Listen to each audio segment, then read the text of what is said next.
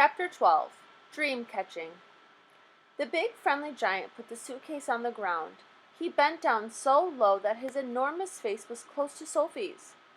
"From now on, we is keeping as still as winky little miceies," he whispered. Sophie nodded. The misty vapor swirled around her. It made her cheeks damp and left dewdrops in her hair. The BFG opened the suitcase and took out several empty glass jars. He set them ready on the ground with their screw tops removed. Then he stood up very straight. His head was now high up in the swirling mist, and it kept disappearing, then appearing again. He was holding the long net in his right hand.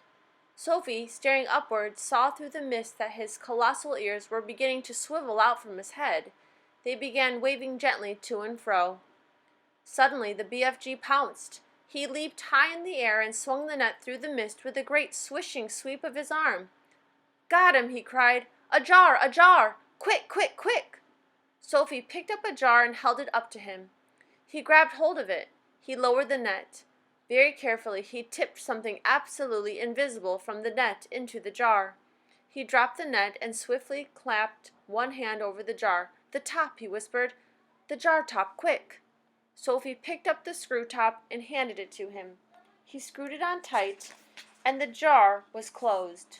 The BFG was very excited. He held the jar close to one ear and listened intently. "It's a wink squiffler," he whispered with a thrill in his voice. It's even better. It's a fizz wizard. It's a golden fizz wizard." Sophie stared at him. Oh my," he said, holding the jar in front of him. "This will be giving some little toddler a very happy night when I is blowing it in." "Is it really a good one?" Sophie asked. "A good one?" he cried. "It's a golden fizz wizard. It is not often I is getting one of these." He handed the jar to Sophie and said, "Please be still as a starfish now. I is thinking there may be a whole swarm of fizz wizards up here today. And do kindly stop breathing. You is terribly noisy down there." "I haven't moved a muscle," Sophie said. "Then don't," the BFG answered sharply. Once again he stood up tall in the mist, holding his net at the ready. Then came the long silence, the waiting, the listening, and at last, with surprising suddenness, came the leap and the swish of the net. "Another jar!" he cried. "Quick, quick, quick!" When the second dream was safely in the jar and the top was screwed down, the BFG held it to his ear. "Oh no," he cried. "Oh mince my maggots! Oh swipe my swoggles!" "What's the matter?" Sophie asked. "It's a troggle-humper," he shouted. His voice was filled with fury and anguish. "Oh, save our solos," he cried. "Deliver us from weasels. The devil is dancing on my dibbler." "What are you talking about?" Sophie said. The BFG was getting more distressed every moment. "Oh, bash my eye bones," he cried, waving the jar in the air. "I come all this way to get lovely golden dreams, and what is I catching?" "What are you catching?" Sophie said. "I is catching a frightsome troggle-humper," he cried. "This is a bad, bad dream. It is worse than a bad dream. It is a nightmare." "Oh dear," Sophie said. "What will you do with that?"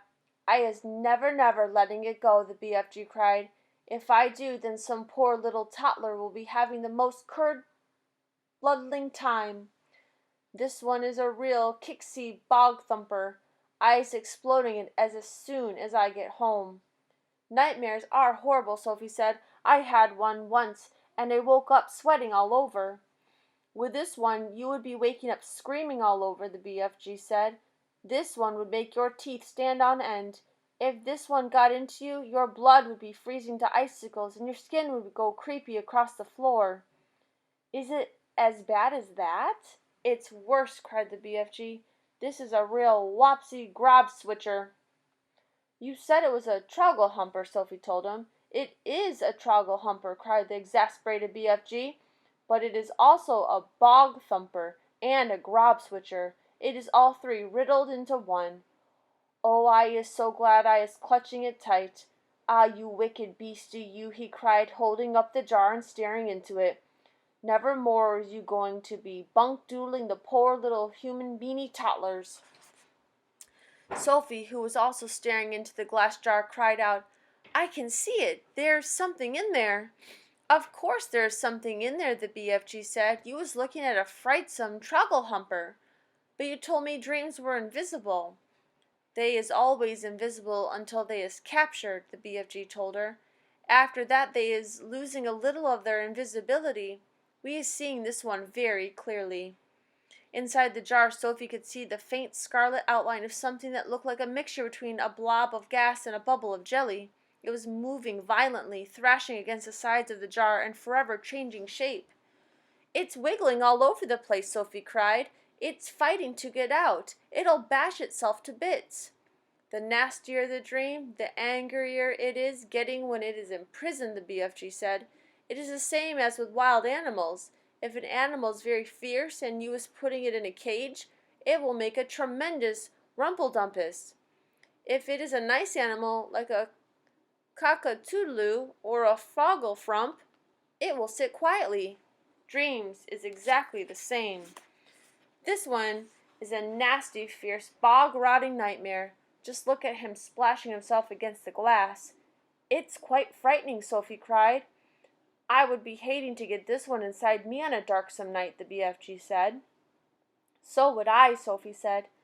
The BFG started putting the bottles back into the suitcase.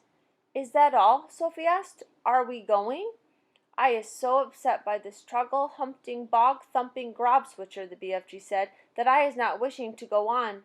Dream-catching is finished for today." Soon Sophie was back in the waistcoat pocket and the BFG was racing home as fast as he could go.